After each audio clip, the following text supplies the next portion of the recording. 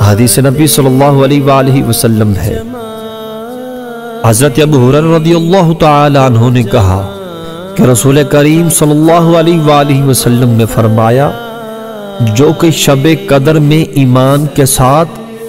اور حصول ثواب کی نیت سے عبادت میں کھڑا ہو، اس کے تمام پچھلے گناہ بخش دیے جائیں گے، اور جس نے رمضان کے روزے ایمان کے ساتھ اور ثواب کی نیت سے رکھے، اس کے اگلے تمام گناہ معاف کر دیے جائیں گے۔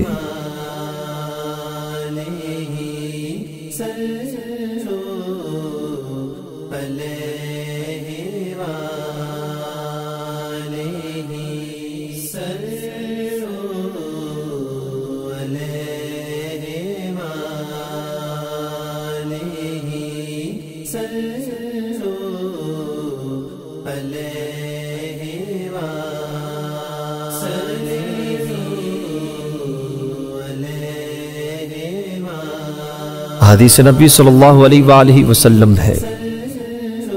حضرت عبداللہ بن عباس رضی اللہ تعالی عنہما نے کہا کہ نبی کریم صلی اللہ علیہ وآلہ وسلم سخاوت اور خیر کے معاملے میں سب سے زیادہ سخی تھے۔ آپ صلی اللہ علیہ وآلہ وسلم کی سخاوت اس وقت اور زیادہ بڑھ جاتی تھی جب حضرت جبرائیل علیہ السلام آپ صلی اللہ علیہ وآلہ وسلم سے رمضان میں ملتے۔ جبرائیل علیہ السلام نبی کریم صلی اللہ علیہ وآلہ وسلم سے رمضان شریف کی ہر رات میں ملتے، یہاں تک کہ رمضان گزر جاتا۔ نبی کریم صلی اللہ علیہ وآلہ وسلم حضرت جبرائیل علیہ السلام سے قرآن کا دور کرتے تھے۔ جب